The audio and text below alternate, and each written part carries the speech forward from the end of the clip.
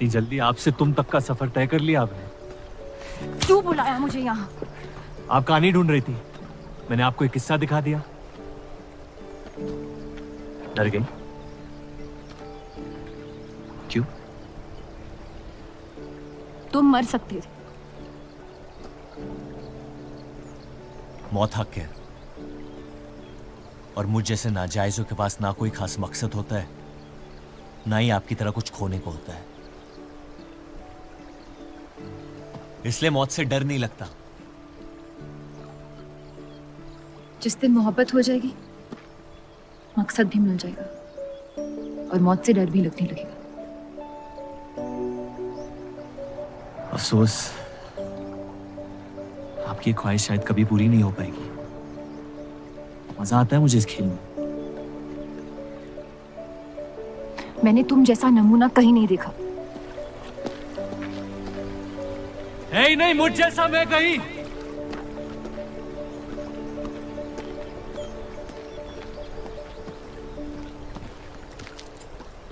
ये वही जर्नलिस्ट लड़की है ना? इसे तो छोड़ दे। एक दिन छोड़ दूंगा। अच्छी लड़की है बेचारी। जरूरत से ज्यादा, इसलिए शायद बुरे ख्यालात भी नहीं आते इसके बारे में। सुना है शादीशुदा है। आप जानते हैं ना आप क्या करें?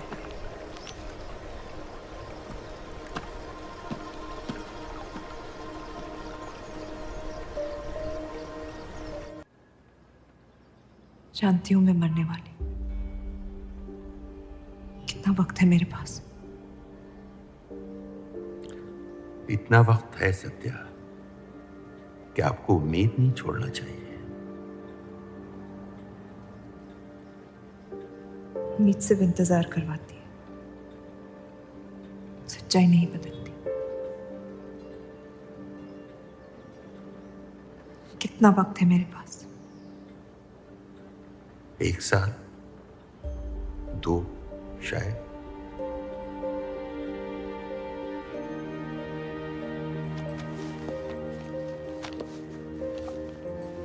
बेटा, इस हाल में तुम्हारे लिए सफर करना मुनासिब नहीं है। घर बैठी रहूंगी तो ठीक हो जाऊंगी।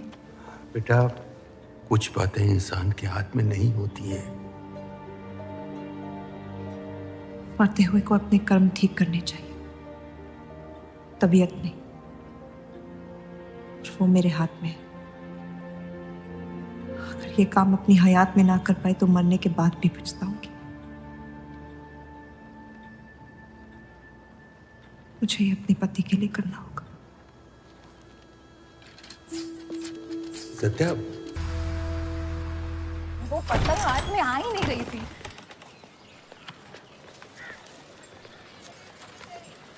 तुम अंदर जाओ।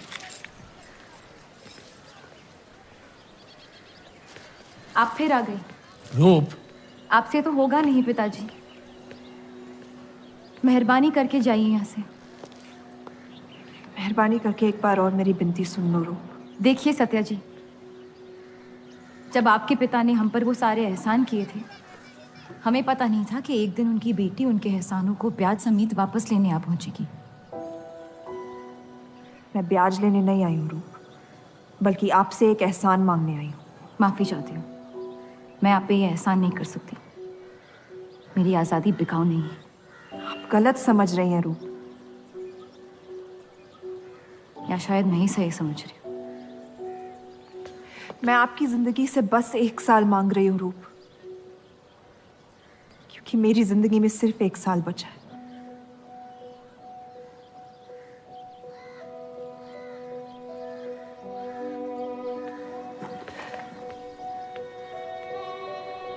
एक बार ठंडे दिमाग से सोच लो बेटा।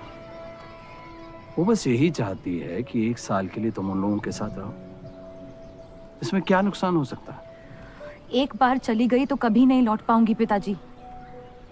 सत्या अच्छी औरत है।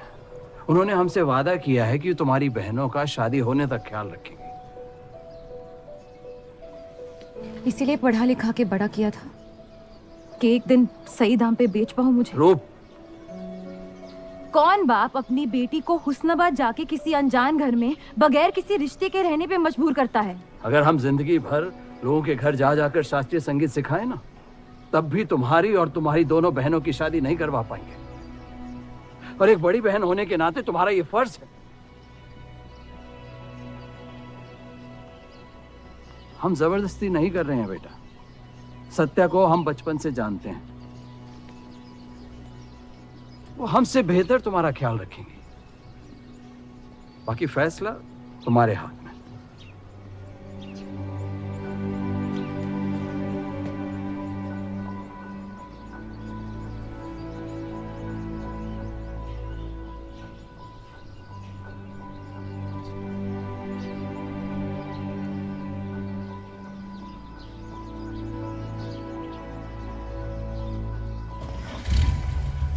रुकिए।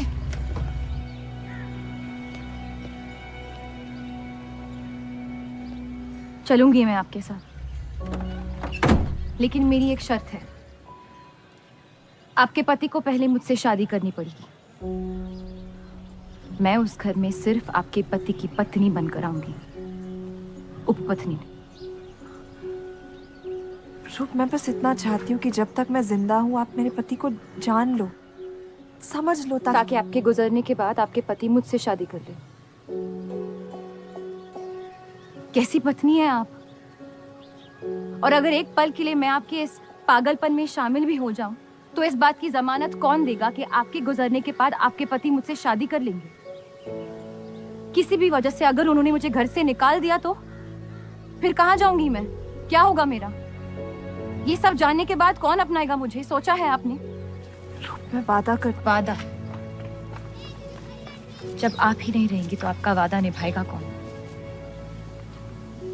तू शादी किए बगैर मैं उस घर में नहीं जाऊंगी।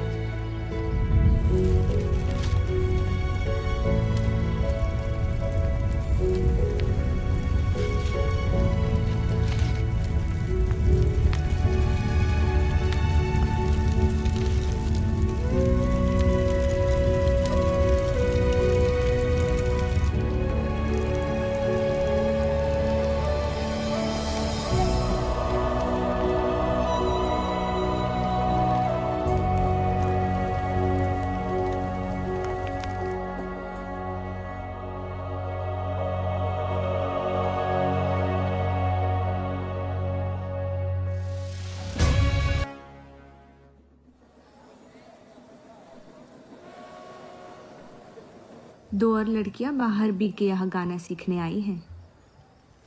उनके सामने अपनी पतलून बंद रखना।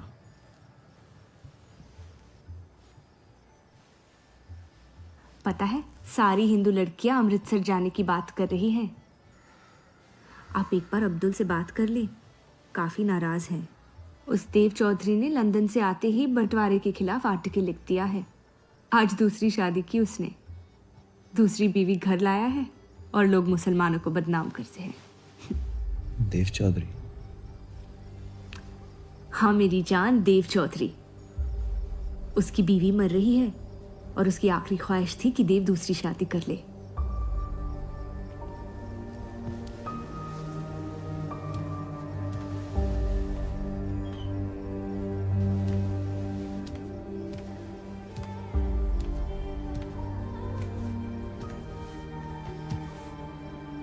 क्या हुआ जफर?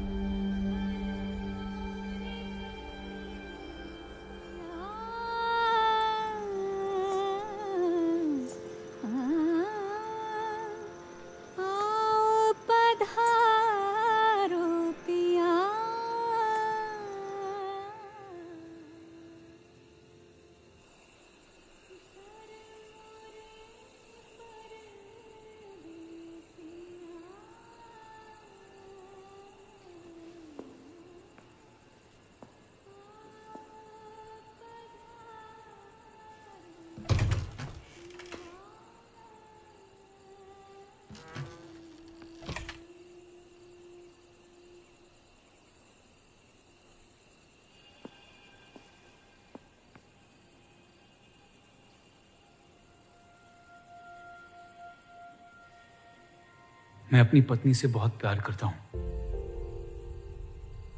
मैं नहीं जानता कि सत्या ने आपको ये शादी के लिए राजी कैसे किया, लेकिन मैंने ये शादी सिर्फ उसकी खुशी की खातिर की है। मुझे गलत मत समझिए, आपको इस घर में पूरी आबरू के साथ रखा जाएगा।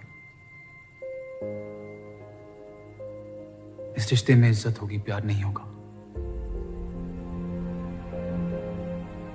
आप मुझसे जितनी कम उम्मीद रखेगी, तकलीफ उतनी कम होगी। उम्मीद करता हूं कि आपका दिल मुझसे बड़ा हो और वक्त के साथ आप मुझे माफ करती रहे।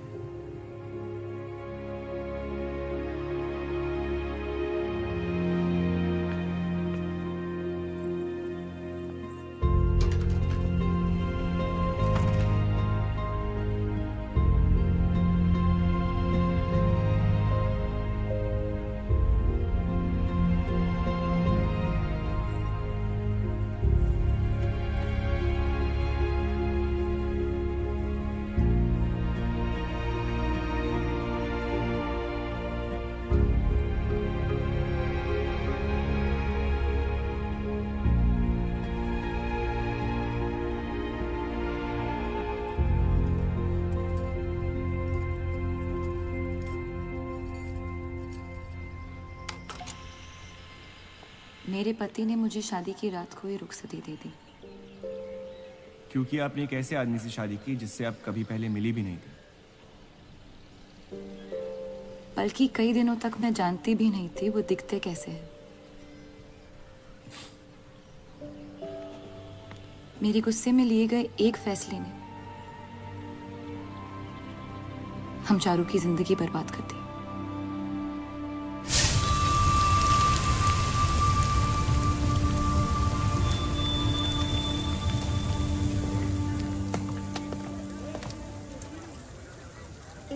ऐसे जफर मियाँ, अगर आपको अपनी तलवारों से इतना ही इश्क है तो लोहारों की लड़ाई में शामिल क्यों नहीं हो जाते?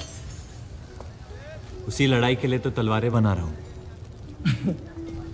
बस इन्हीं तेज जुमलों से ना हीरा मंडी की औरतों के दिल काट रखे हैं आपने। कल मीटिंग में क्यों नहीं आए? एक और दिल कटने का इंतजार कर रहा था, उसे तोड़ना नहीं चाहता था।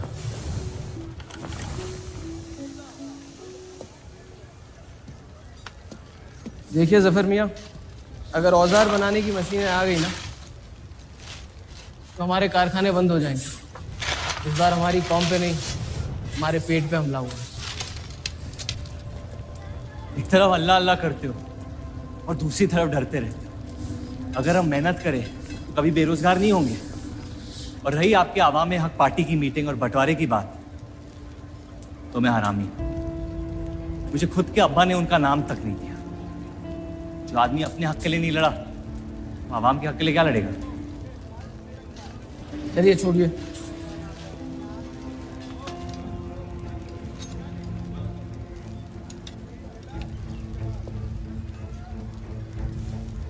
मैंने कितनी बार कहा अब्दुल मियाँ, अगर आप सच में अपना नजरिया दुनिया तक पहुंचाना चाहते तो बलराज चौधरी के न्यूज़पेपर से कोई बेहतर जरिया नहीं है।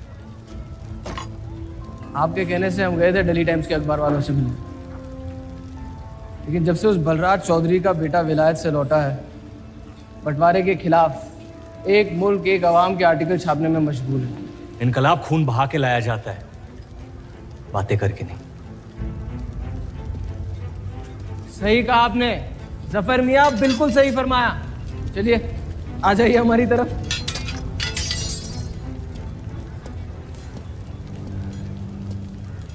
गलत ना समझे मुझे, भाई है आप मेरे, जान दे सकता हूं, लेकिन सिर्फ आपके लिए। बस मुझे इन चौधरियों के मसलों से दूर रखिए आप अब्दुल मियाँ।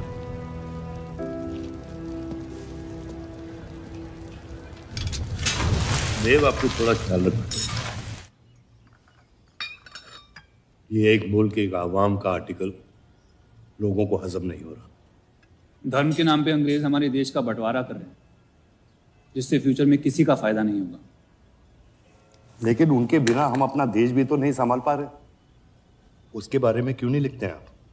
वक्त के साथ हम सब सीख लेंगे, अगर साथ में रहे तो। इस मकसद का मसीहा तुम्हें किसने बनाया? मैं बस एक आवाज हूं जिसमें लोगों तक पहुंचने की ताकत है। या बहकाने की ताकत? या उन्हें सही राह दिखा रहा हूं, जिस सही राह में यकीन आप भी करते हैं, बस सियासत से डरते हैं। ये मत भूलिए कि हम यहाँ माइनॉरिटी हैं और मुस्लिम लीग दिन ब दिन ताकतवर होती जा रही है। आप अपने दिमाग से सोचें, दिल से नहीं। अगर मैं ऐसा कर पाता तो फिर बात ही क्या थी। कभी कभी दिमाग का दिल से हार जाना जरूरी होता है।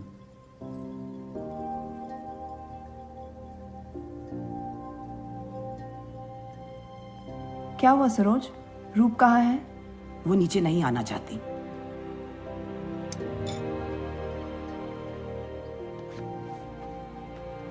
चलता हूं। कोई बात नहीं, उन्हें उनका नाश्ता कमरे में ही दे दे। जी। देव को हमेशा लगेगा कि मैंने उसके साथ ज्यादती की, लेकिन आपने जो किया है सही है। जिंदगी पर भरोसा रखिए, उसने जो उलझाया है वही खुद सुलझाएगी।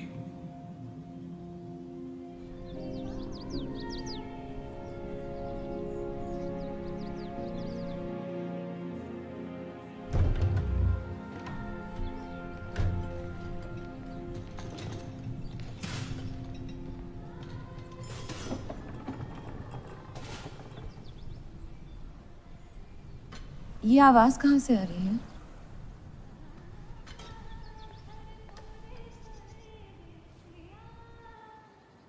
बहार बेगम की हवेली से। किसी जमाने में हुस्नाबाद की सबसे मशहूर मुजरे वाली हुआ करती थी, लेकिन फिर उन्होंने नाचना छोड़ दिया। अब गाना सिखाती हैं। कहाँ है बहार बेगम की हवेली? हीरा मंडी में, इस शहर का सबसे बदनाम मोहल्ला। उस जगह का सिर्फ नाम लेने से ही लोगों के नाम खराब हो जाते हैं। अरे हम कह रहे हैं आपसे मुंशी साहब, हमारे जफर भाई से अच्छा लोहार पूरे हीरा मंडी में नहीं है। अभी पिछले साल ब्रिटिश आर्मी की तलवारें भी इन्होंने ही तो बनाई थी। वही हराम का पिल्ला है ना जफर?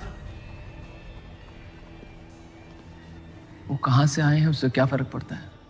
आप उनका काम देखिए ना। मुझे फर्क पड़ता है अब्दुल साहब।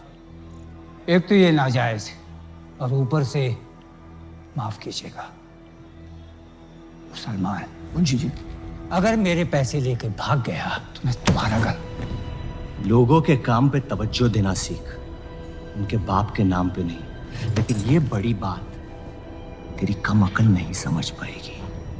छोड़ दे। छोड़ दें जफर, मैं कह रहा हूँ जफर, छोड़ दें। छोड़ दे जफर।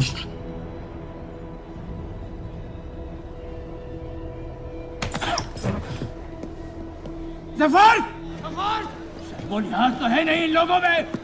अरे एहसान मान हम लोगों का, जो तुझ जैसे हरामियों को अपने मोहल्लों में रहने देते हैं। एक तो ये हमारी वजह से हीरा मंडी में पड़ रहे हैं, और ये क्या कर रहे हैं?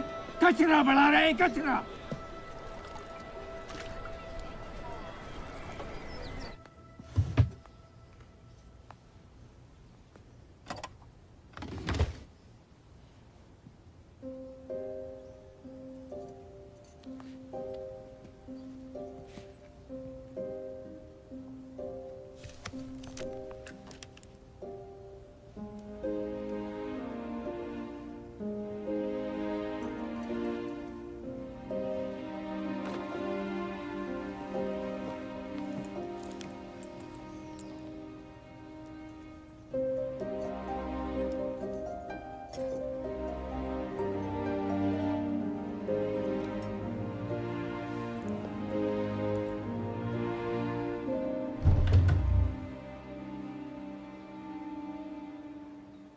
रूप,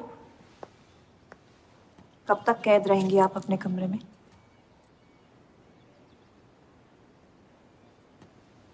अब आप शादीशुदा हैं, आपकी भी कुछ जिम्मेदारियां हैं इस घर में।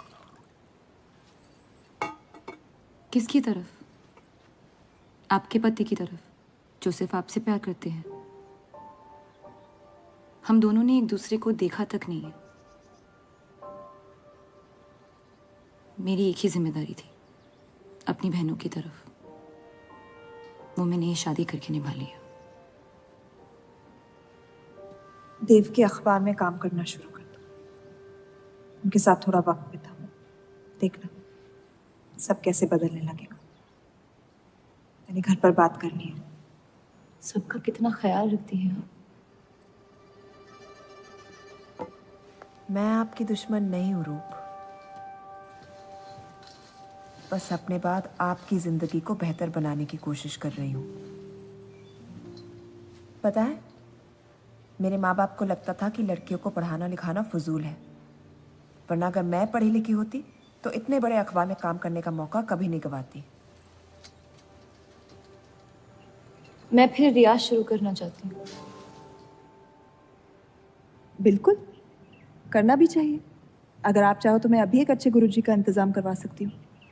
नहीं, मैं हीरा मंडी जाके बाहर बेगम से सीखना चाहती हूँ।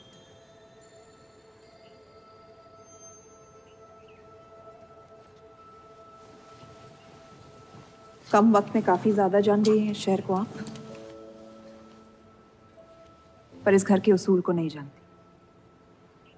आप संगीत सीख सकती है, मगर हीरा मंडी कभी नहीं जा सकती।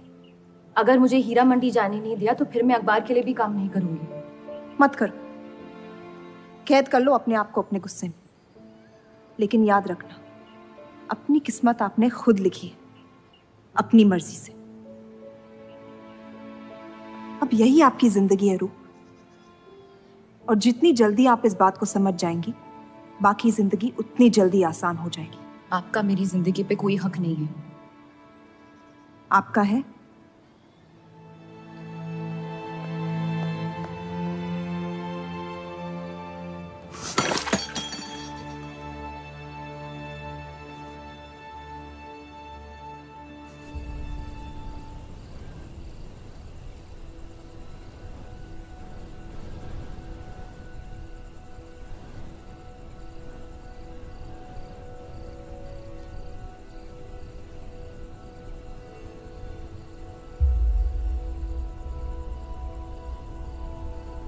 हरगिज नहीं। बाबा, मैं रूप को जानती हूँ।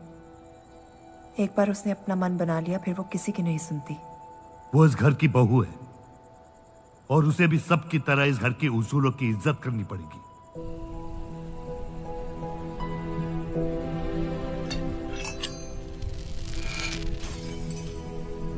आपके कहने पर हमने उन गलियों की तरफ देखा तक नहीं,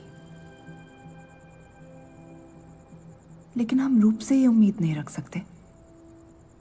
इससे पहले वो कोई गलत कदम उठा ले, हमें उसे जाने की इजाजत दे देनी चाहिए। और यही एक मौका है देव और रूप को करीब लाने का।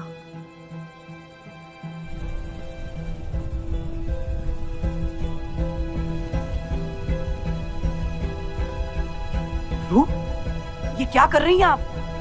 रूप। हाँ, भाभी जी आपको बुला रही हैं।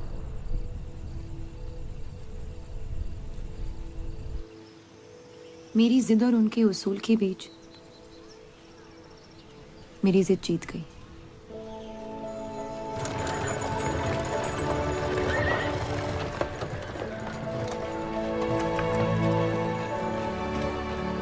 देव चौधरी की ये एक मुल्क एक समाज वाली बातें सुनने में तो बहुत अच्छी लगती, लेकिन गौर फरमाई, एक तरफ ये बंटवारे के खिलाफ है और दूसरी तरफ ये स्टील के कारखाने लाने की कोशिश कर रहे हैं। मतलब दोनों ही तरफ से हम भूखे मर। हमें और एडवर्टाइजमेंट की जरूरत है। अगर यही हाल रहा तो हफ्ते में सिर्फ 3 दिन पेपर छाप पाएंगे। सर, पिछले हफ्ते जिस विस्की कंपनी के इश्तेहार डाले थे, वो इस हफ्ते भी इश्तेहार डालने को तैयार है। उसी शराब के इश्तिहार की वजह से पूरा हफ्ता मुस्लिम सेक्टर ने अखबार नहीं खरीदा। बहुत अच्छे पैसे दे रहे हैं विस्की वाले। अहमद की बात सही है, किसी और को ढूंढना पड़ेगा। कॉस्मेटिक्स और साड़ी।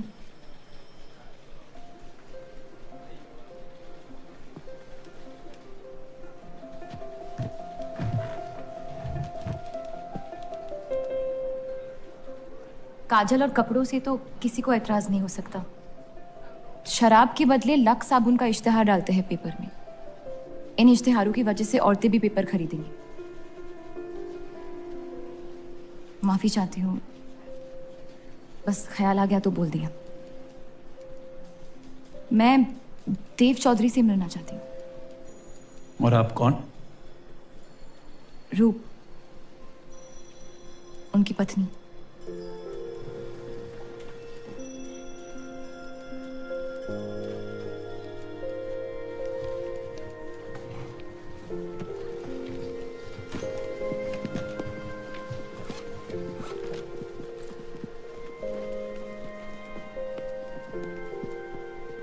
आनंद जी, हाँ जी इन्हें इनका डेस्क दिखा दीजिए। जी।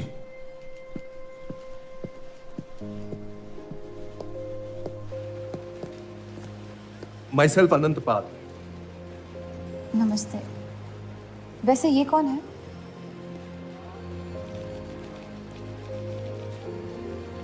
आइए।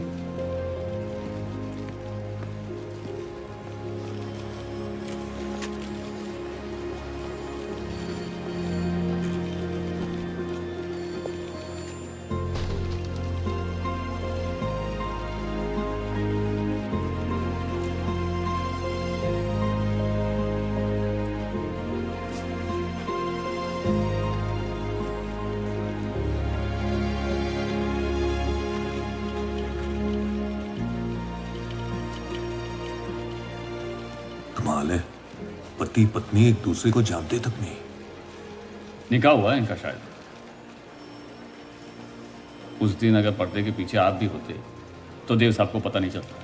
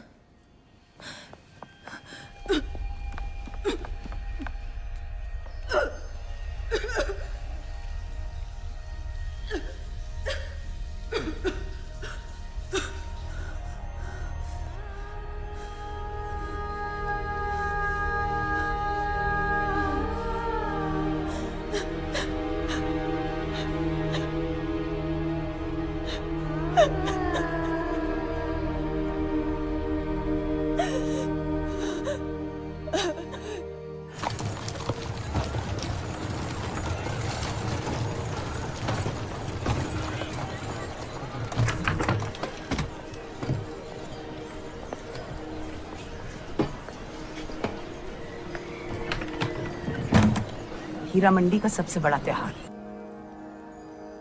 जिसमें दर्द भी है और सुकून भी। अपना फैसला बदलने के लिए शुक्रिया। अभी तो सिर्फ तारीफ की है, शुक्र बेइज्जती का करते हैं, क्योंकि असली काबिलियत उसी से मिलती है।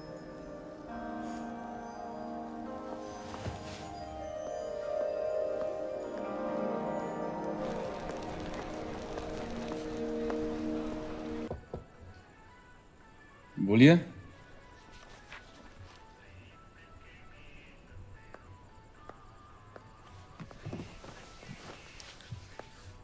आपसे ऑफिस में बात करनी थी, लेकिन मौका नहीं मिला।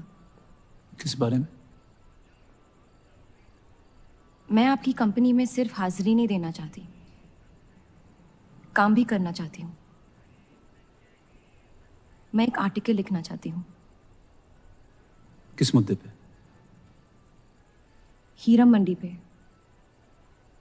उस इलाके के लोगों को देख के लगता है कि हर घर में कई कहानियां छुपी हुई है। अगर आप कोई ऐसी कहानी ले आए जो पढ़ने लायक हो तो छाप देंगे।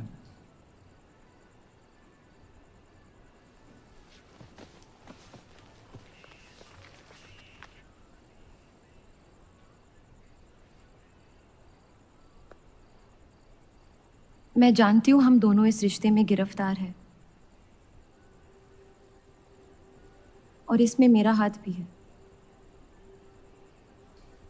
बस आपको बताना चाहती हूँ कि मेरे आपसे या इस रिश्ते से कोई अरमान नहीं है। ये शादी नहीं, समझौता है, और आप जब चाहे इससे रिहा हो सकते हैं। मैंने कभी इस शादी को तोड़ने का जिक्र नहीं किया है। लेकिन आपके ख्यालात जान के खुशी हुई। शुक्रिया।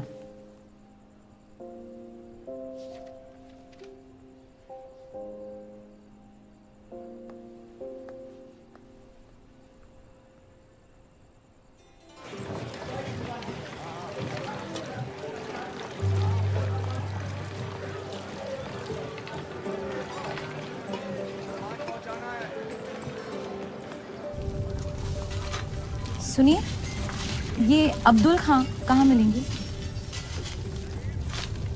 जफर भाई, अब्दुल मियां कहाँ है? ये उनसे मिलने आई हैं। जाइए।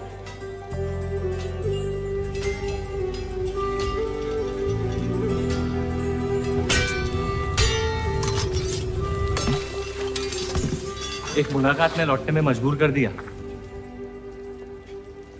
आइए, आज मन भर देता हूं आपका, लेकिन आपसे मेरा मन नहीं भरेगा। वक्त जाया हो जाएगा मेरा। मैं शादीशुदा हूँ। तो मुझे कौन सा निकाह पढ़ना था आपसे? मैं अब्दुल खां से मिलना चाहती हूँ। क्यों? आपको क्यों बताऊं? तो फिर मैं आपको क्यों बताऊं कि अब्दुल कहाँ है? मैं हीरा मंडी और उसकी लोगों की कहानियों पर एक आर्टिकल लिखना चाहती हूँ। तो इसलिए आप तवाइफ के कोठे पे आई थी? ये कोई तरीका है बात करने का? तवाइफ को ताजमहल कह दूंगा तो उसकी किस्मत नहीं बदल जाएगी। सारी औरतों को एक ही नजर से देखते हो? नजर तो एक ही रहेगी, लेकिन आप चाहे तो नजरिया बदल सकती है मेरा। मेरे ऐसे कोई शौक नहीं है। होंगे भी कैसे? अपनी शादी के हालात में गिरफ्तार जो है आप। लेकिन अगर आप चाहें तो आपके अधूरे अरमा पूरे कर सकता हूँ। बहुत ज्यादा बदतमीज है आप। शुक्रिया। अब्दुल,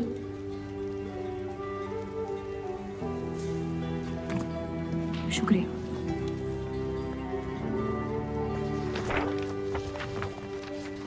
जी जी, मैं डेली टाइम्स से हूँ।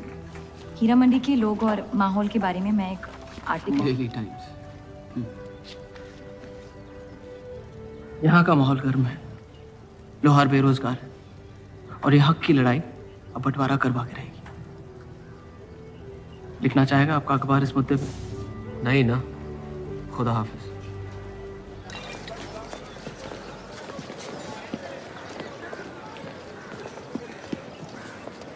क्या चाहिए?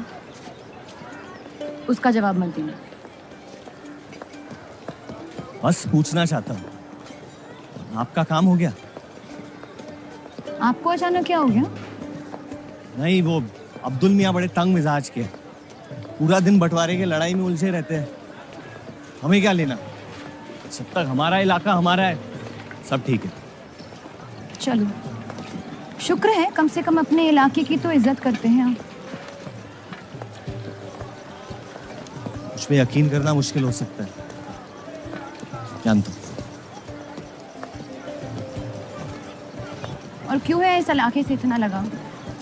खूबसूरत लड़कियां रहती हैं यहाँ। खूबसूरत भी और आसान भी।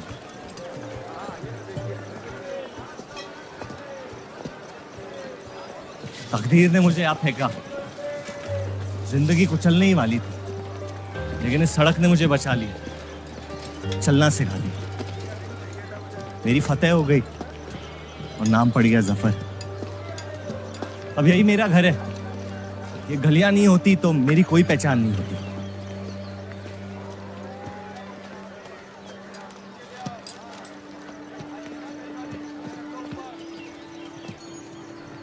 मुझसे बेहतर हीरा मंडी को कोई नहीं जानता। तो रुक। बहुत अच्छा है आपका, माशाल्लाह।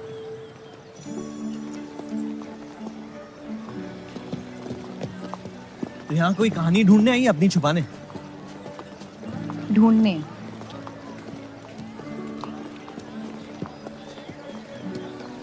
अपनी शादी में खुश हैं आप?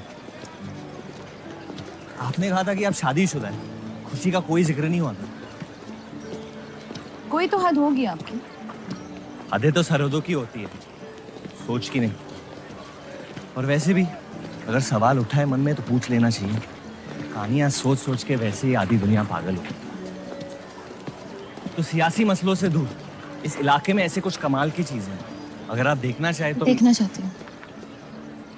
हिम्मत है मेरी दुनिया में कदम रखने की? मेरे पास खोने को कुछ है ही नहीं। और वैसे भी आपसे तो बेहतर ही होगी आपकी दुनिया। ठीक है, तो अगले जुम्मे को मिलते हैं, कलाम बात। फिक्र ना करें, मैं इजाजत या कीमत के बगैर औरतों को हाथ नहीं लगाता।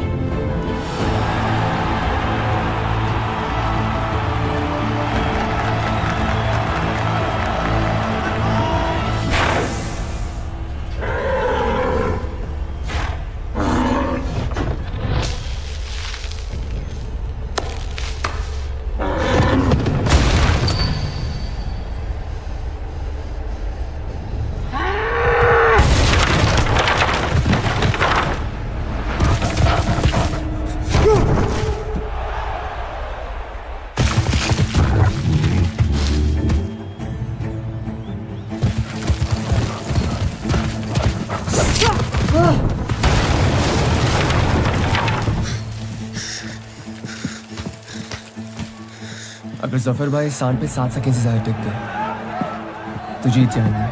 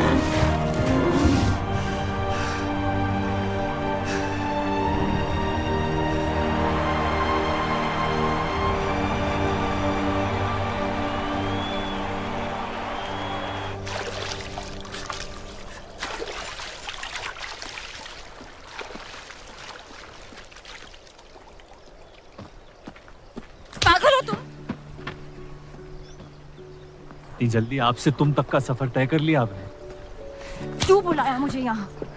आप कहानी ढूंढ रही थी, मैंने आपको एक किस्सा दिखा दिया। डर गई? क्यों? तुम मर सकते थे। मौत हक है, और मुझ जैसे नाजायजों के पास ना कोई खास मकसद होता है, ना ही आपकी तरह कुछ खोने को होता है। इसलिए मौत से डर नहीं लगता। जिस दिन मोहब्बत हो जाएगी, मकसद भी मिल जाएगा और मौत से डर भी लगने लगेगा। अफसोस, आपकी ख्वाहिश शायद कभी पूरी नहीं हो पाएगी। मजा आता है मुझे इस खेल में। मैंने तुम जैसा नमूना कहीं नहीं देखा। है ही नहीं मुझ जैसा मैं कहीं।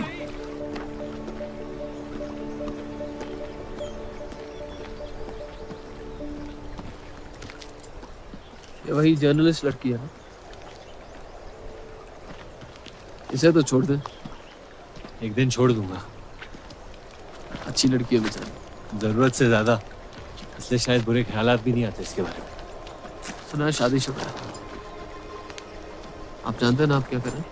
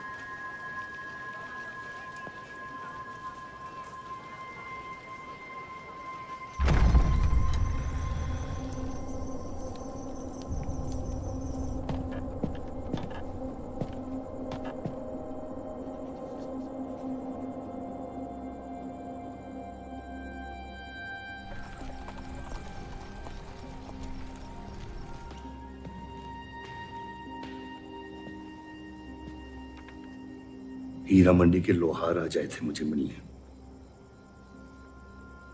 आपको उनकी बात सुन लेनी चाहिए, वरना वो हमारे मुस्लिम स्टाफ को स्ट्राइक पे जाने पर मजबूर कर सकते। बाबा, साफ साफ बताइए किस बारे में बात करना चाहते हैं आप? रूप।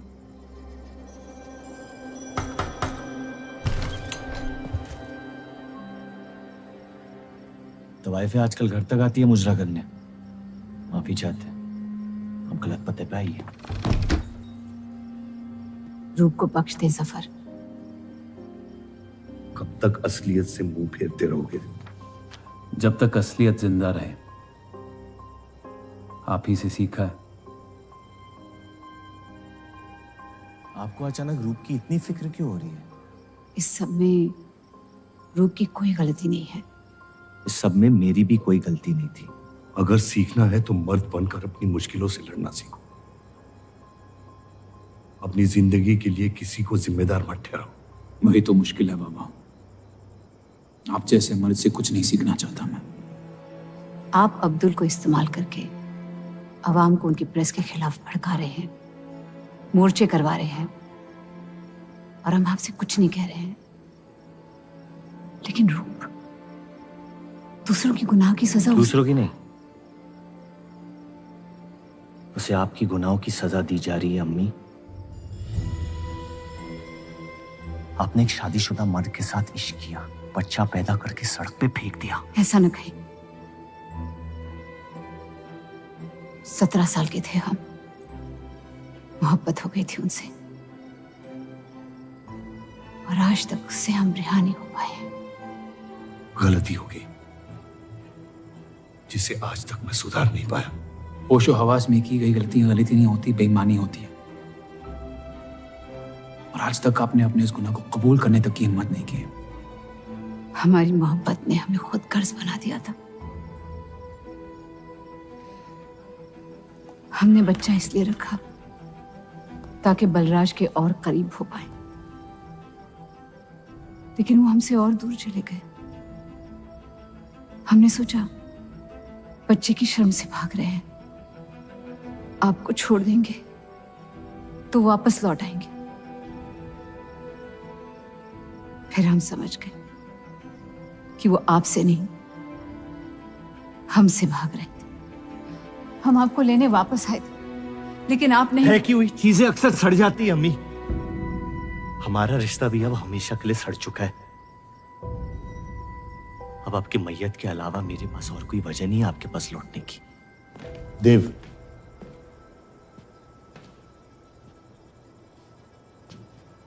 बस एक बात कहना चाहता हूं। मेरी भी शादी जबरदस्ती हुई, इसीलिए मैंने इस घर के बाहर प्यार ढूंढने की कोशिश की। कहीं रूप के साथ ऐसा ना हो जाए। कोशिश करो अपने इस रिश्ते को निभाने की। सब आपकी अक्ल के नहीं होते पापा। कम से कम मैं रूप की इज्जत करता हूं। आपने मां की कभी इज्जत नहीं की और उसकी पूरी जिंदगी ये सोचने में निकल गई कि शायद उनमें कोई कमी थी। आपके बच्चे तक को कबूल करने को तैयार थी। पता नहीं इतनी हिम्मत कहां से लाती थी वो।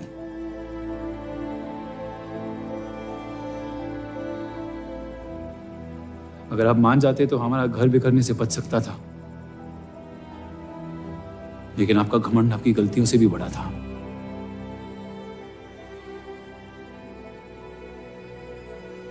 उस लड़के की कोई गलती नहीं है, लेकिन अगर अब उसे मिल भी लूंगा तो आपसे और नफरत हो जाएगी। हमारा घर आपने बर्बाद किया है, लेकिन वजह वो है। तो मुझे अपनी रिश्ते कैसे निभानी चाहिए इस बात की सलाह आप ना ही दे तो बेहतर है।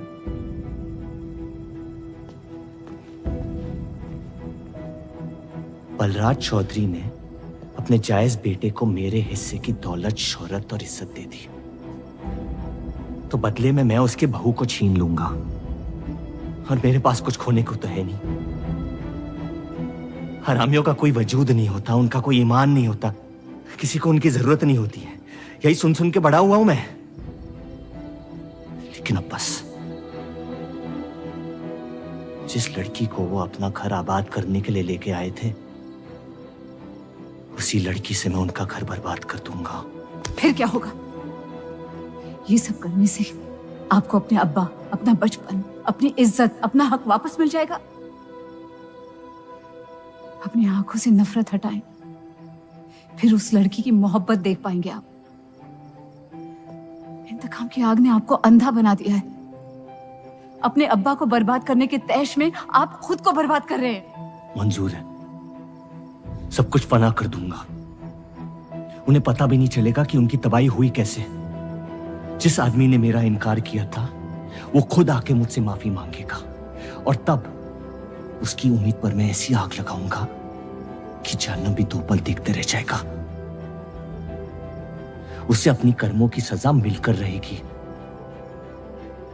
और उसके बदले में अगर मेरे कर्म बिगड़ जाए तो वो भी मुझे मंजूर है। अम्मी,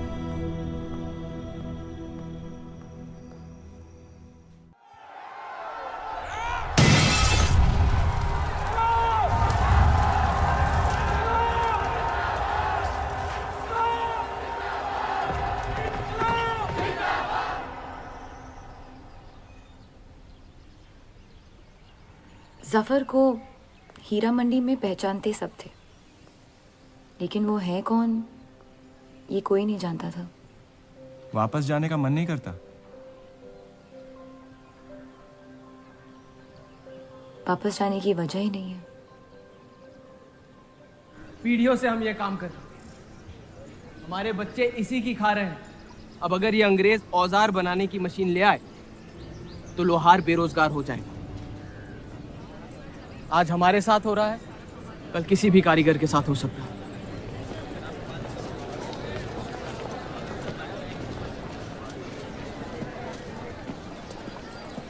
आपके कहने पे हमने चौधरी की फैक्ट्री से भी कारीगर बुलाए थे। को लगता है बात चौधरी तक पहुंचेगी और वो हमारा सपोर्ट करेंगे। उसके पेपर के आवाम हक पार्टी से दुश्मनी पुरानी है। बलराज चौधरी जैसे लोग कभी कभी अपने मजहब को अपना मकसद समझ लेते। सही कहा आपने। अगर वो अपने मजहब के लिए लड़ सकते हैं तो हम क्यों नहीं? ये लड़ाई इंसाफ की नहीं, हक की। और अब आपकी आवाम अपने खोए हुए हक को छीनने के लिए तैयार है।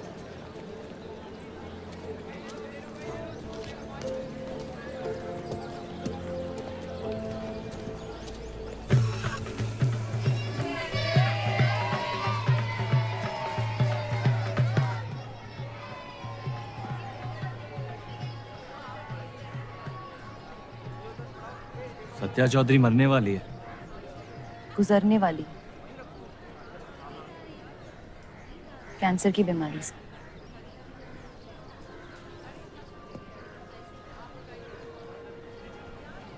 और उसके मरने के बाद क्या होगा? तुम उसकी तख्त पर बैठोगी, तुम्हारा शौहर तुम्हें पहली बीवी की इज्जत देने लगेगा, तुम्हारी शादी खुशहाल हो जाएगी।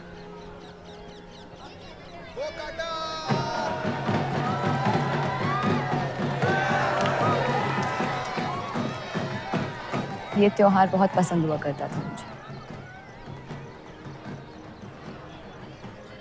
फिर क्या हुआ?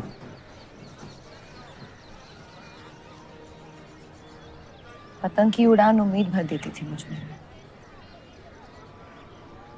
अब सिर्फ कटी पतंगों पे ध्यान जाता है मेरा। यहाँ के लोग अपने पतंगों से बेहिसाब इश्क करते हैं, लेकिन इन्हें अपनी उड़ाने से ज्यादा दूसरों के गिराने में मजा आता है। तुम हर चीज में बुराई ढूंढते हो। हाँ, अगर तुमने मेरी जिंदगी जी होती ना, शायद तुम समझ पाते कि मेरी नजरों में इतना अंधेरा क्यों। हालात सबकी जिंदगी में आते हैं, लेकिन कड़वा मन अंत में जहर बन के हम ही को जंग लगा देगा। जब किसी और की बर्बादी अपनी जीत जैसी लगे तो हमसे ज्यादा बर्बाद और कोई नहीं है इस दुनिया में।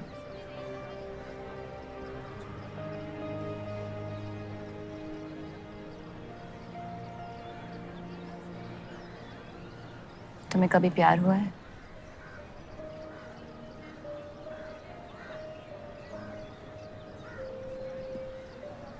मैं इश्क लड़ाता बहुत तो इन पतंगों की तरह, लेकिन इश्क से कटता नहीं।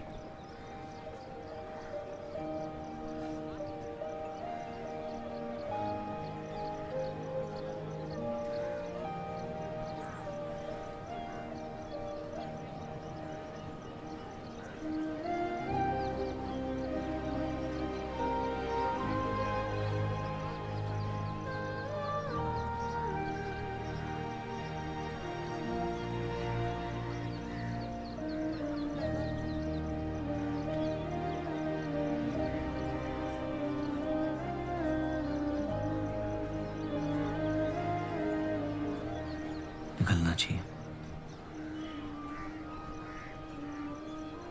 वरना ये शाम हमसे आगे निकल जाएगी।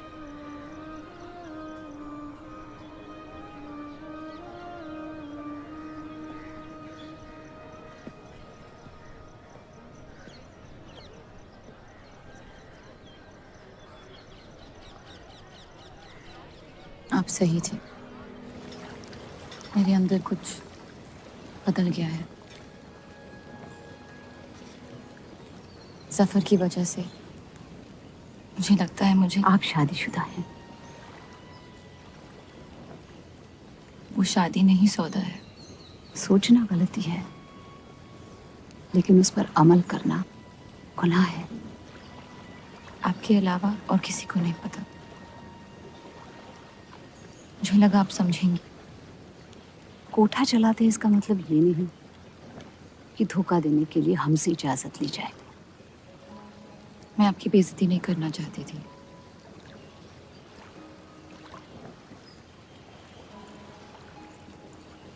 आपके शौहर अच्छे इंसान हैं।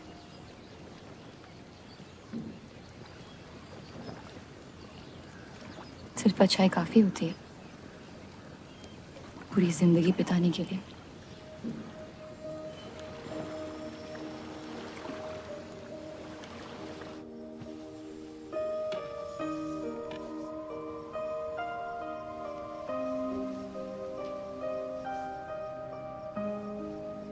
क्या हुआ?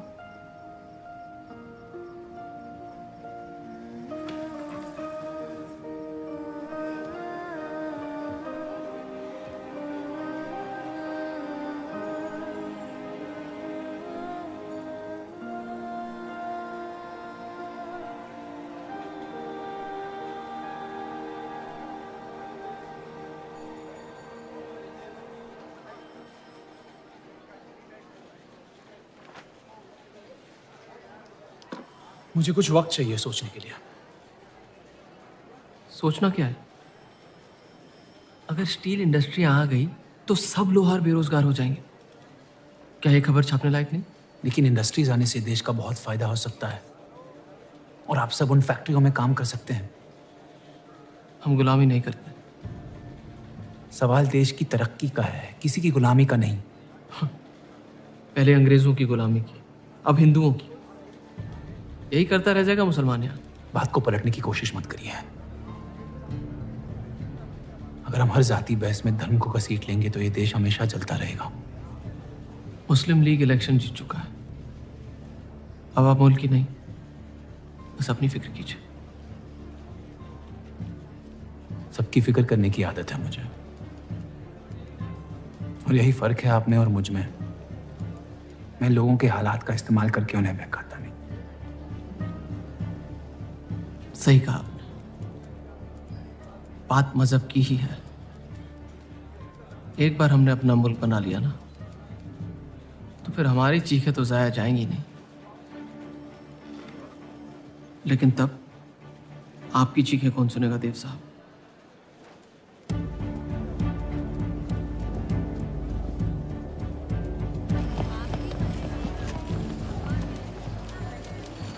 ये देव चौधरी की दूसरी बीवी है।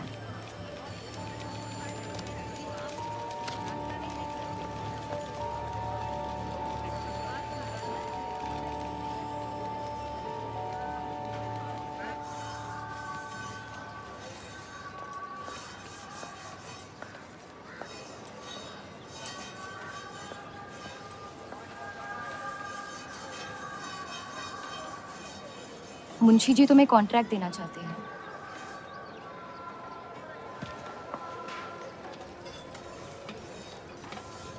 और बदले में तुमने उन्हें क्या दिया? सिर्फ हिंदू होने की वजह से तुम्हारी बात मान ली उन्होंने? मैं खैरात नहीं लेता। मैं मदद कर रही हूँ, खैरात नहीं। और मैंने मांगी थी मदद आपसे। जैसा हूं ठीक हूं। हर चीज में बुराई क्यों ढूंढते हो? अच्छाई से डर लगता है। उसे अक्सर बदले में कुछ चाहिए होता है। मैंने तुम्हारी जमानत ली है। मुंशी जी को समझाया कि हीरा मंडी तुम्हारा घर है और बदले में मुझे कुछ नहीं चाहिए।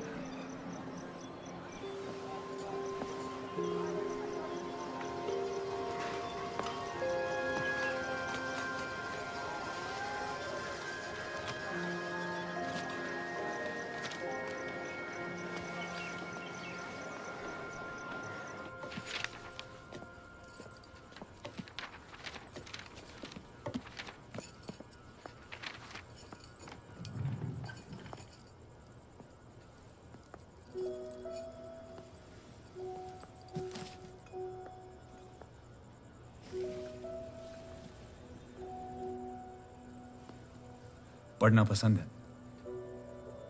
बहुत। आपको? बहुत। वो कैबिनेट मिशन का आर्टिकल बन गया? नहीं, कुछ बात नहीं बन रही है। शायद वो हमारा आखिरी आर्टिकल हो जिससे आप एक मुल्क एक अवाम की सोच को आगे बढ़ा सके।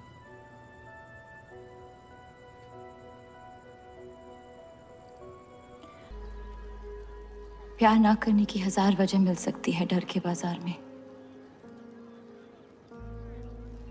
लेकिन प्यार करने की सिर्फ एक ढूंढनी होती है, अपने दिल में। मुझे अपनी वजह मिल गई है, बाकी तुम्हारी मर्जी।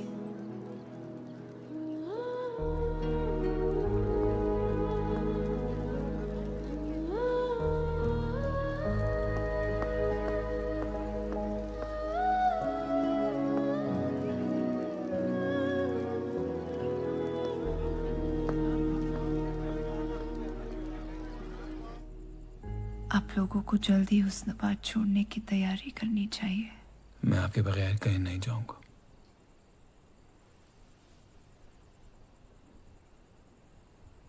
मैं तो जा रही हूँ आपके बगैर। डॉक्टर ने कहा अब भी आप ठीक हो सकती हैं। अपने आशिक की आंखों में देखते हुए मरना बहुत कम लोगों को नसीब होता है।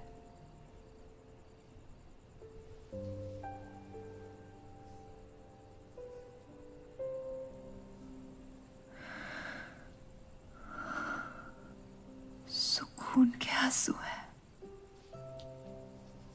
बह जाने दीजिए। मेरा सुकून तो लेके जा रही हैं आप। अब क्या करूंगा जिंदगी का मैं?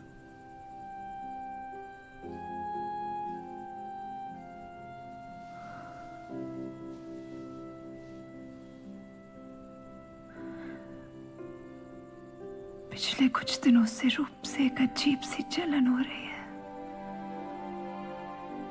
अच्छी जलन। उससे मेरे हिस्से की खुशियां मिलने वाली है।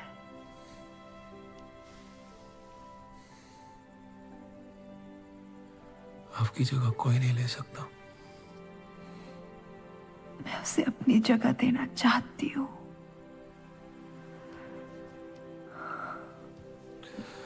वादा करो, हमारे सारे ख्वाब आप उसके साथ पूरे करोगे। बेटियों को पढ़ाओगे, बेटों के दोस्त बनोगे, पापा को माफ कर दोगे।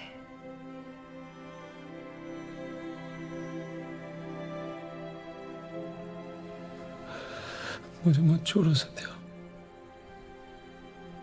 रुक जाओ।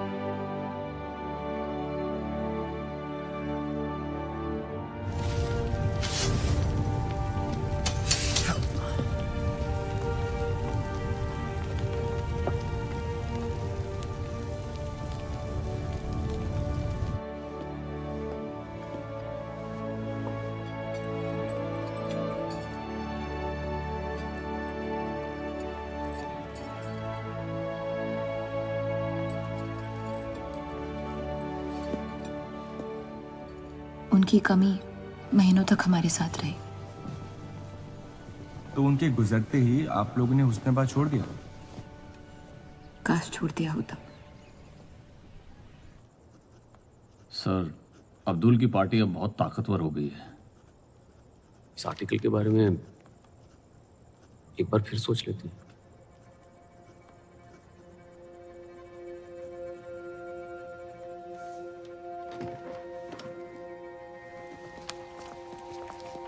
ईद मुबारक। आपको भी।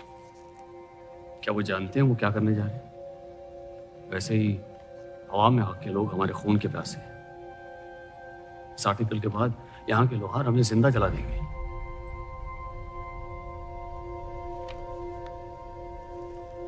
खुदा हाफिज।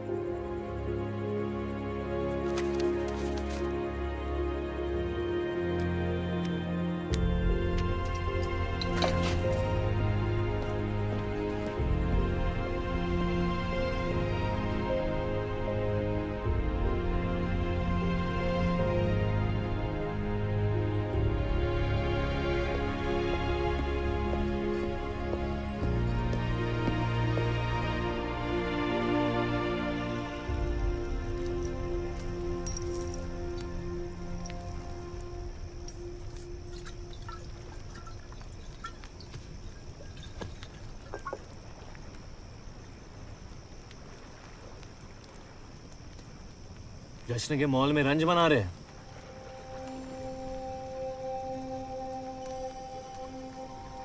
किसने कहा मैं रंज बना रहा हूं? जश्न में लोग मिलकर शराब पीते हैं। तनाश शराब रंज में पी जाती है।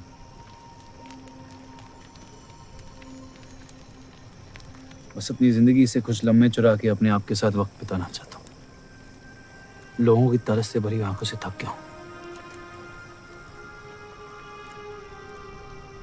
मैं भी।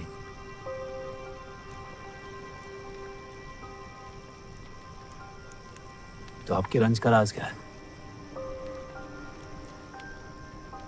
आपके हाथ में ना शराब है, ना आप जश्न में शामिल होना चाहते हैं।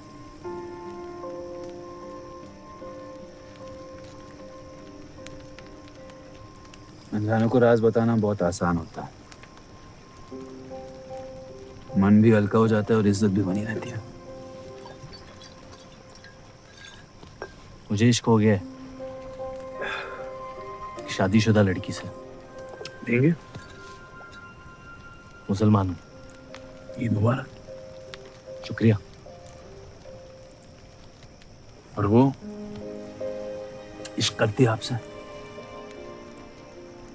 मेरे इश्क से कई ज्यादा। तो फिर मुश्किल क्या है? काश आप उसके शोहर होते, ये किस्सा यही निपट जाता।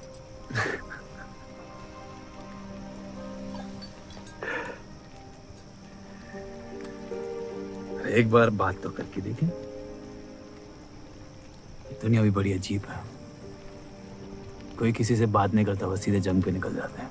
कभी कभी जंग कर लेना दिल की बात बताने से आसान होता है। कौन सा पति एक ऐसी औरत के साथ रहना चाहेगा जो किसी और से प्यार करती है?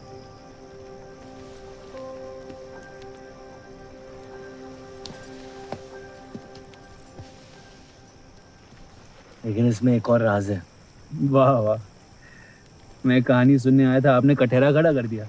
मसला ये है कि मैंने उसे सिर्फ आधे सच बताए। तो पूरे बता दो। इतना आसान नहीं है। अक्सर इतना ही आसान होता है।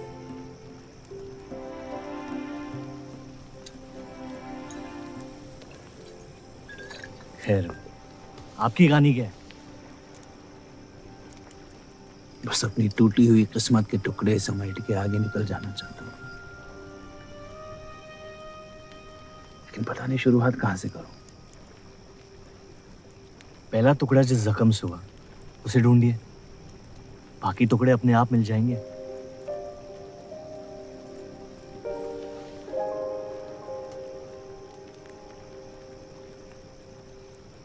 तो कितनी औरतों के साथ सोए आप?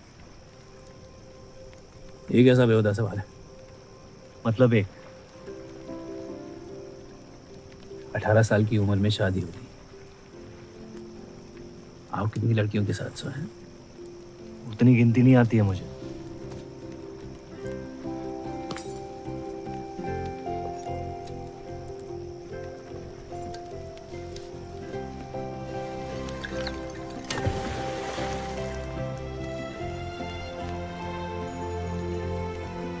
कभी जिंदगी में चीखे आप? आइए, आज गला फाड़ के जिंदगी को बोल देते हैं उसके धोखों से हारेंगे नहीं हम।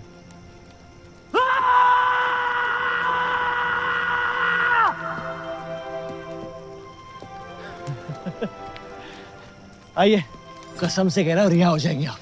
कोशिश कीजिए।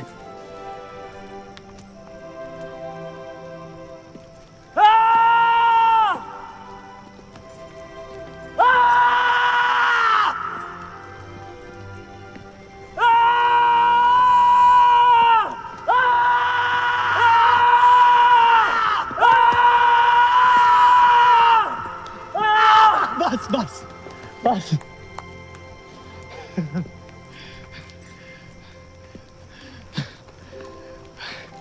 कसम से एक ही लड़की के साथ जिंदगी भर।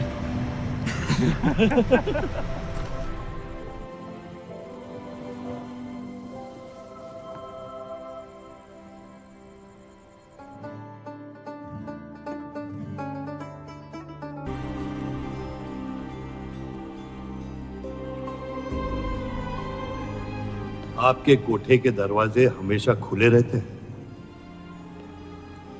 हमें कुछ भी छुपाने की जरूरत नहीं है। हम ये शहर छोड़ के जा रहे हैं। अलविदा तो आप बहुत साल पहले कह चुके हैं। बताइए, आज कौन सी तकलीफ देने आए हैं? वक्त बदल गया, लेकिन आप नहीं बदली बाहर जान। अब अपने बेटे को इस्तेमाल करके आप हमारे खानदान को तबाह करना चाहती हैं। समझाइए उसे, रूप हमारी बहू है। खुदा के मजाक का भी जवाब नहीं। जिस आदमी ने इतनी जिंदगियों का तमाशा बनाया, आज वो अपनी इज्जत बचाने के लिए गुजारिश करने आए हैं। वक्त ने आपको भी नहीं बदला बलराज साहब। हमने आपको साफ साफ समझाया था कि हमारा रिश्ता गलत था, लेकिन आप सच्चाई बर्दाश्त नहीं कर पाई और जिंदगी भर हमसे धोखा करने का तमाशा करती रही। तो क्या यही कहकर तसल्ली देते रहे आप अपने आप को?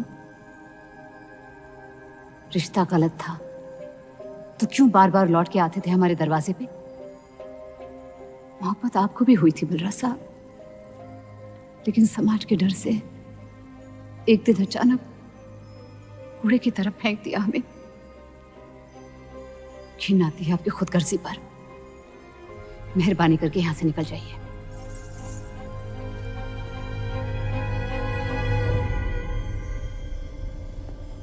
वाह, क्या रहमत बरसाई है खुदा ने मुझ पे आज। बरसों बाद अम्मी को मिलने आया था, साथ में अब्बा भी मिल गए।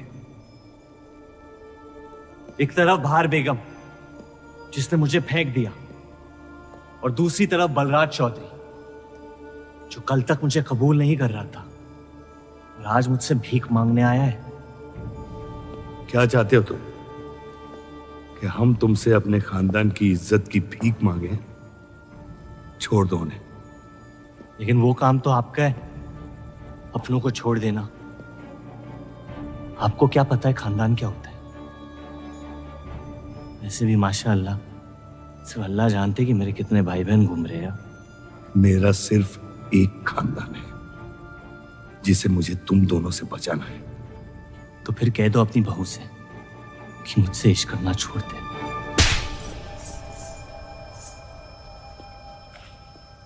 मैंने कहा था ना गिरा दो इसे। इसकी पैदाइश ने हमारे रिश्ते का कत्ल कर दिया। क्या आपकी असलियत को जाहिर कर दिया? यह हमारी औलाद नहीं है, हमारी एक गलती का नतीजा है जिसे हम जिंदगी भर रिहा नहीं कर पाएंगे। जफर, छोड़ दो इन्हें। जफर,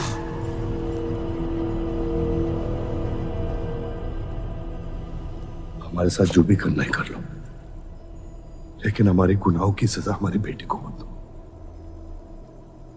उसने कुछ नहीं बिगाड़ा तुम्हारा। मेरी मुलाकात हुई थी उससे आज।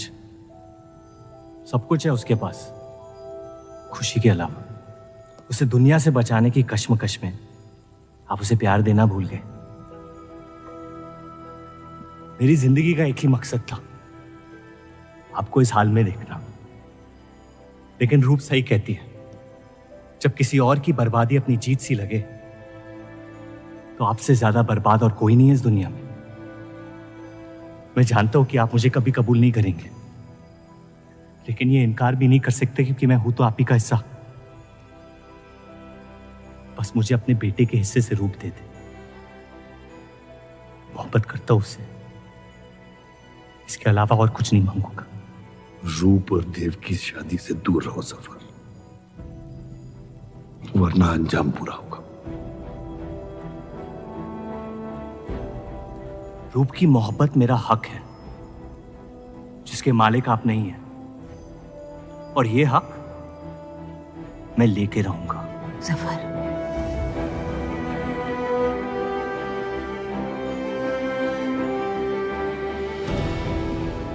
हम जानते हैं कि आप हमारी किसी भी बात पर राजी नहीं, लेकिन इस बार आप जानती हैं कि हम सही हैं।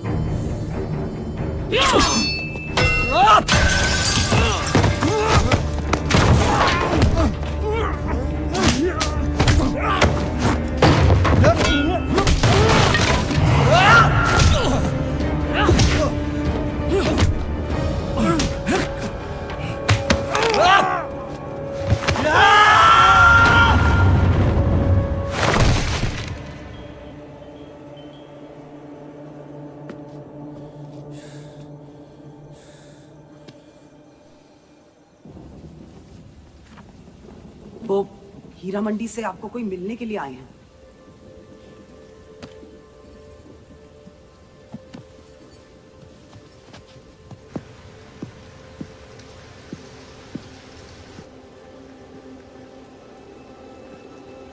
क्या हुआ मियाँ?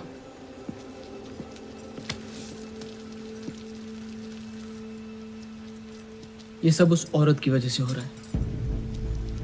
मुझे तो यकीन भी नहीं हो रहा कि चौधरी इस हद तक गिर सकता है आपको तकलीफ देने के लिए। इसमें रूप का कोई हाथ नहीं है।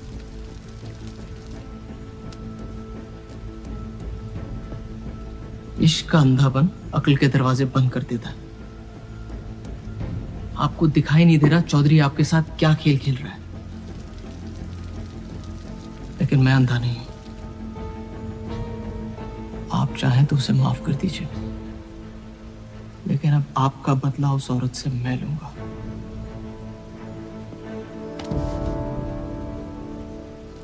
अगर उसे हाथ लगाया तो हमारे रिश्ते के साथ आपकी गर्दन भी काट दूंगा मैं।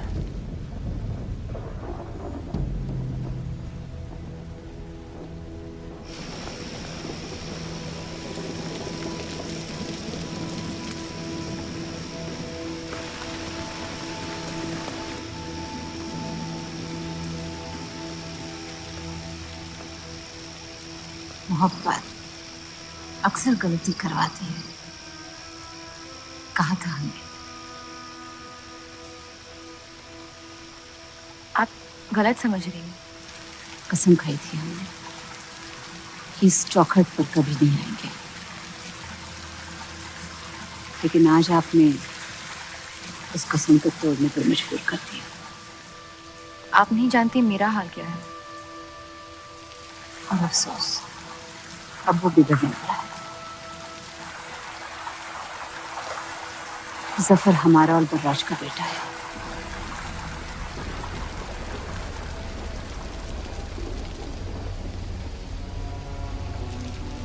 उसने आपका इस्तेमाल किया है इस घर को बर्बाद करने के लिए। वो मोहब्बत करता है मुझसे, देखा है मैंने उसकी आंखों में। शुरुआत से झूठ बोला उसने आपसे। उसने अपने हालात में कुछ गलतियां की होगी, लेकिन हमारी मोहब्बत सच्ची है। पढ़ी लिखी हैं आप, अक्लमंद हैं। हीरा मंडी का लड़का है वो। उसकी जिंदगी में बिस्तर के बाहर किसी भी औरत की कोई कीमत नहीं है। और आपसे तो हम बिस्तर भी नहीं होना चाहता था। बस वो यही चाहता है कि किसी भी तरह भरे बाजार में बलराज चौधरी को जलील कर पाए। और आपके अंधे इश्क ने उसके सपने को पूरा करने का मौका दिया। यही सच्चाई है, मान ले। अगर आप अपने शौहर को छोड़ के उसके पास भी चली जाती तो वो आपको कबूल नहीं करता। मोहब्बत उससे करते हैं जो आपकी इज्जत कर सके। आपसे, आपकी मोहब्बत से ज्यादा मोहब्बत कर सके। रूप, आप उसका इश्क नहीं, इंतकाम है। और वो सिर्फ अपने इंतकाम से मोहब्बत करता है।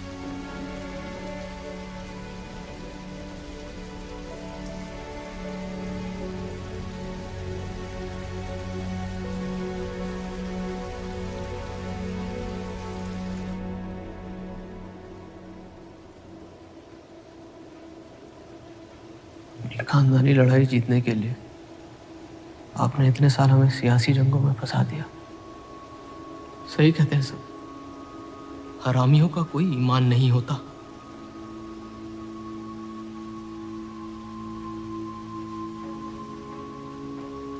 अपने इंतकाम को पूरा करने के लिए जिस आग को आपने फूंक दी थी ना, अब उसी आग से ये शहर जला दूंगा। अब आप अपने अमाल का अंजाम रोक नहीं पाएंगे।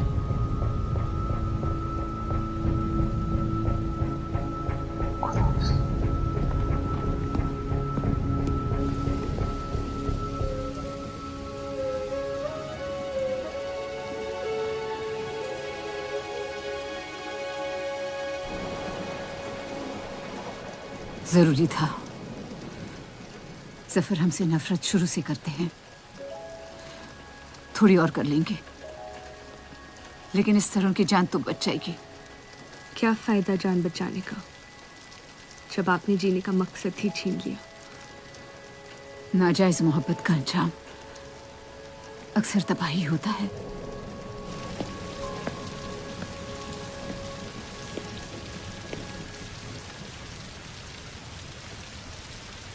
जफर नाम है उसका।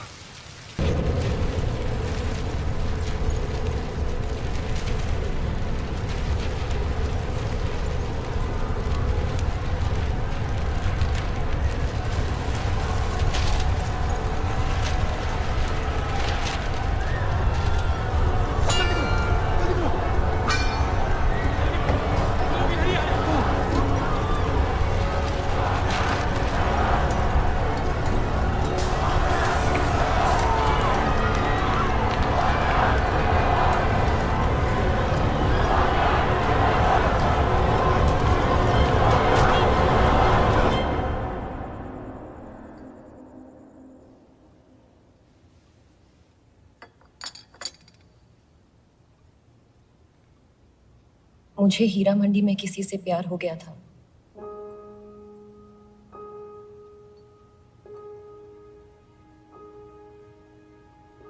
आपने शुरुआत से मुझसे सच कहा है।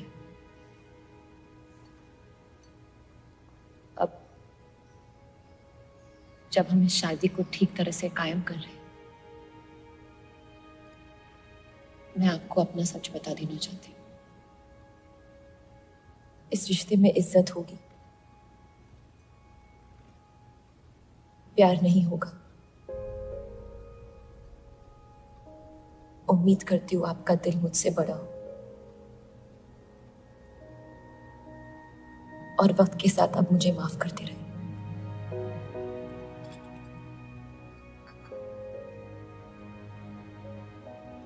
आप किसी से प्यार करती थी?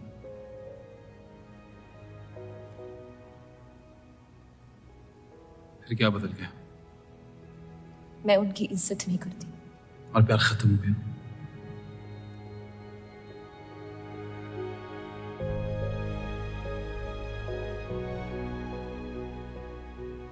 आपने कहा आप इस रिश्ते को कायम करना चाहती हो, अब क्यों?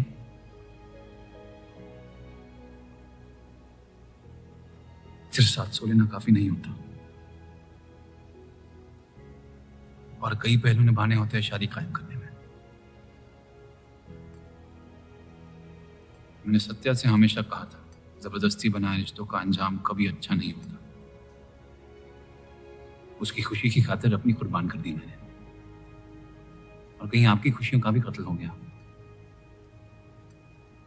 जिसके लिए मैं बहुत शर्मिंदा था।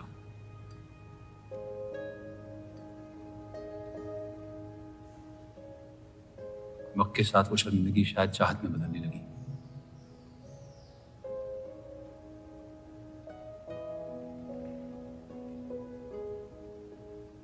आपकी पूरी जिंदगी आपके सामने बाकी है। गुस्से में किए फैसले अक्सर गलतियों में तब्दील होते हैं। एक बार अपने आप से सच बोल के देखिए, इस रिश्ते को और मुझे उतनी इज्जत तो दे ही सकती हो आप।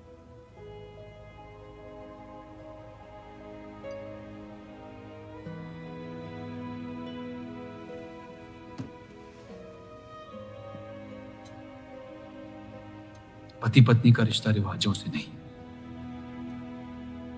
प्यार से बंधना चाहिए।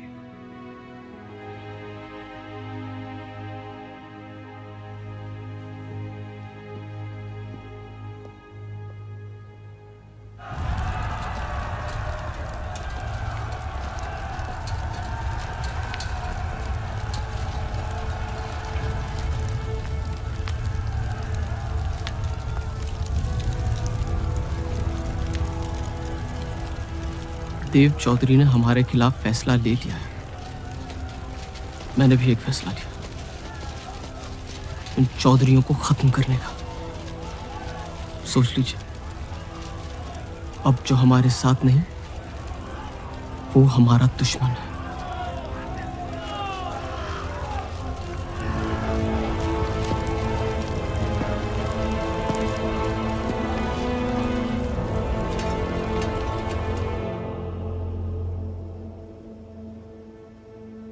सरोज जी,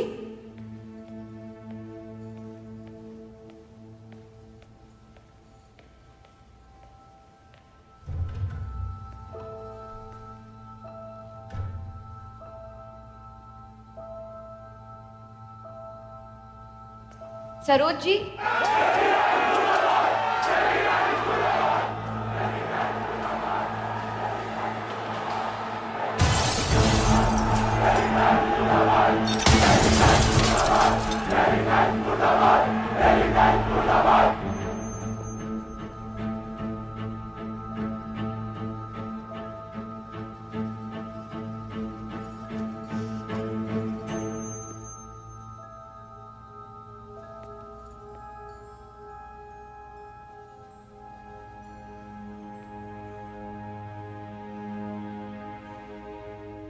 माफ कर दो मुझे। बस यही कहने आए हो? क्या फर्क पड़ता है, वैसे भी तुमने अपना फैसला ले लिया है ना। पूरी शिद्दत से तुमसे प्यार किया, और बदले में तुम ईमानदारी तक नहीं कर पाए। इतना मुश्किल था मुझसे सच बोलना।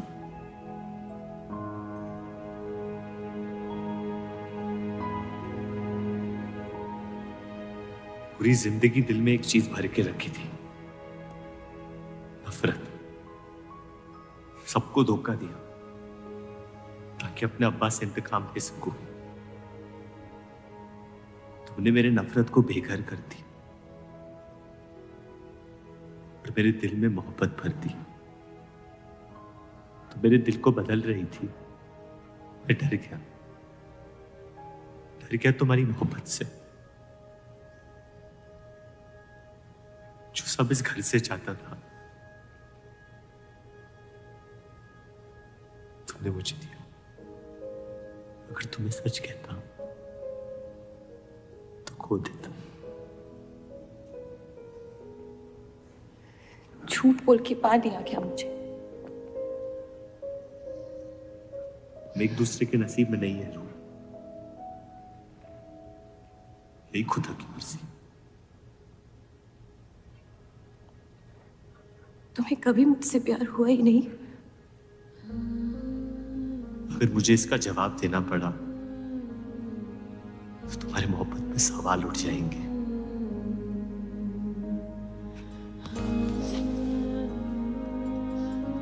तुम कभी सीधा जवाब क्यों नहीं देते जफर?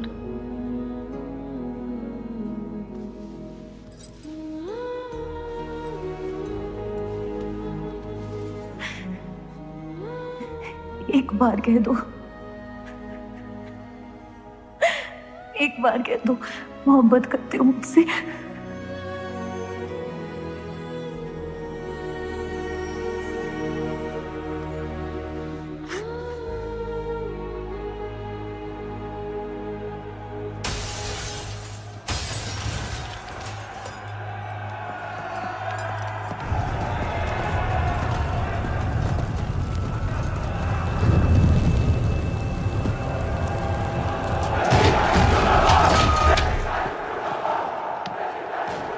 पीछे के दरवाजे से। चलिए आनंद जी।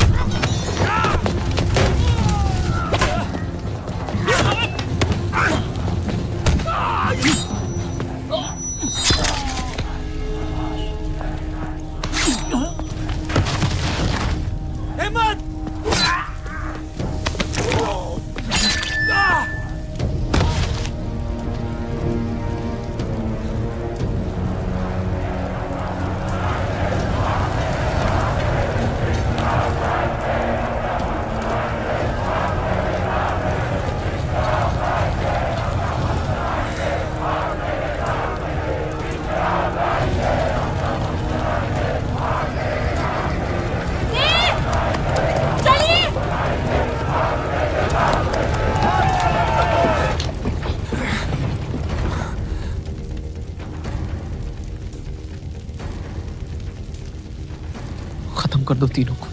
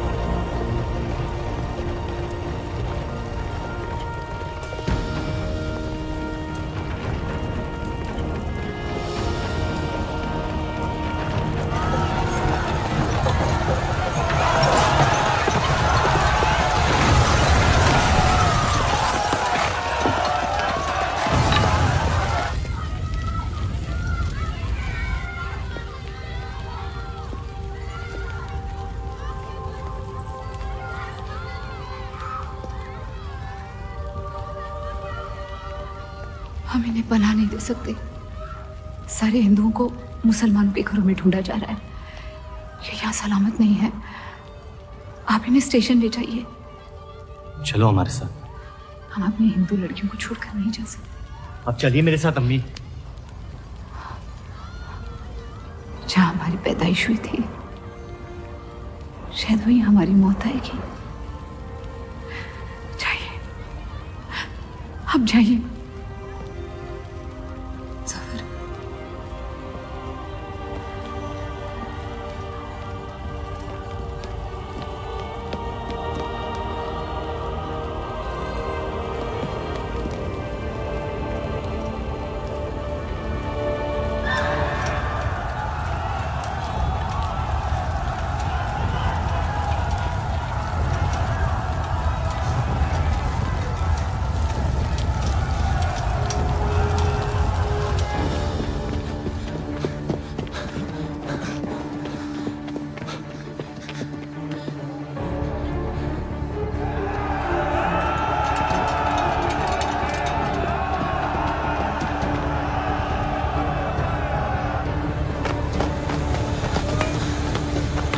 हाथ दीजिए,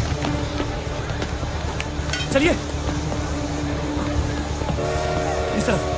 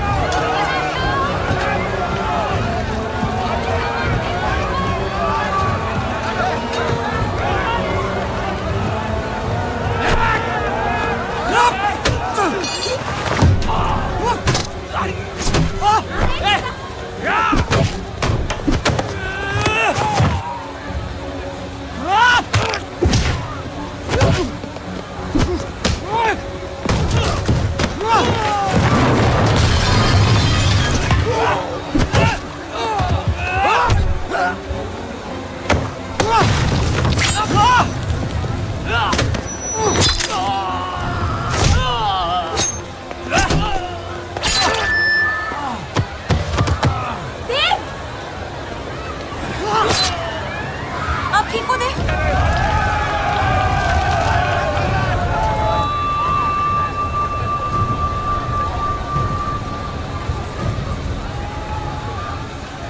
आप लोग ट्रेन पे चढ़िए, मैं नहीं रुकता हूँ। मार देंगे आपको। ये मेरे लोग हैं, मुझे कुछ नहीं करेंगे।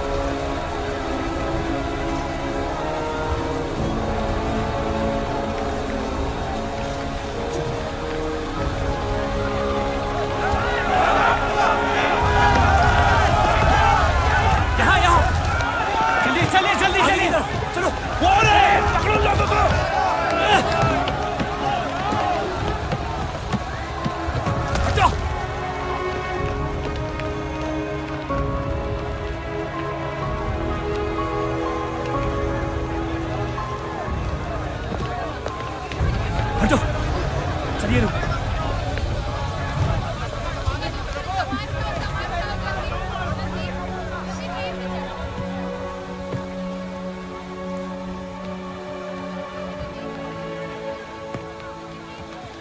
चलो हटो हटो हटो।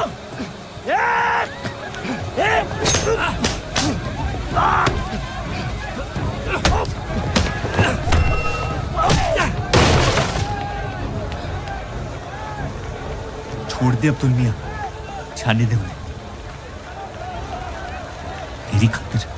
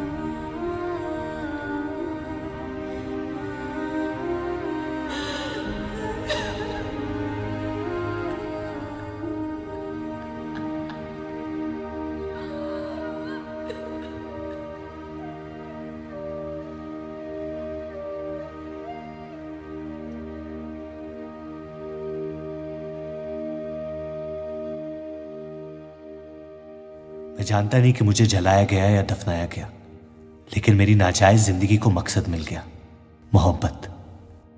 और वो मोहब्बत हमेशा जिंदा रहेगी।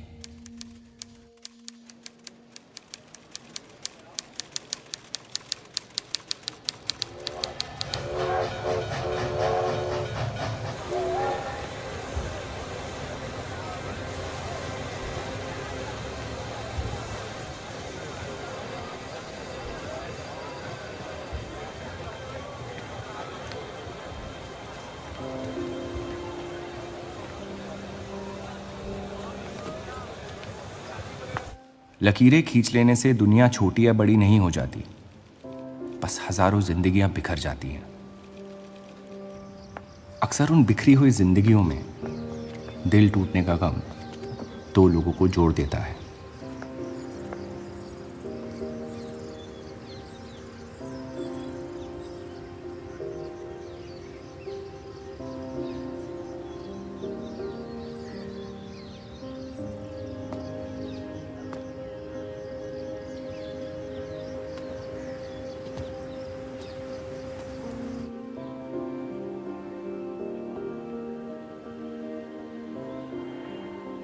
डेली टाइम्स अखबार के देव और रूप का किस्सा भी बंटवारे की उन हजारों कहानियों में से है जो इतिहास की चीखों में कहीं खो जाएंगी।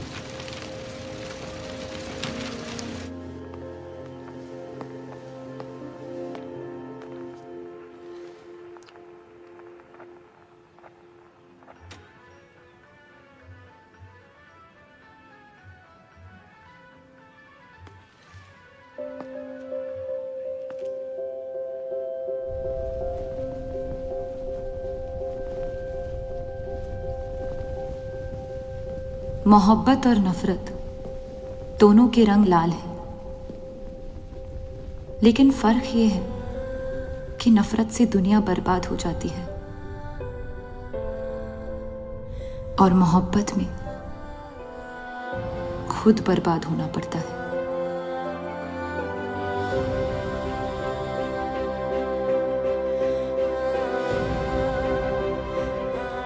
फिर भी कलंक अक्सर मोहब्बत पे लगते हैं।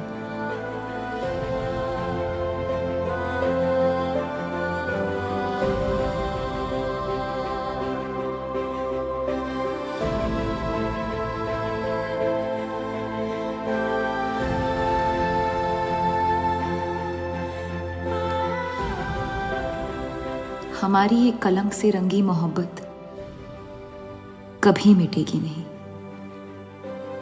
हमारे अंदर हमेशा मौजूद रहेगी।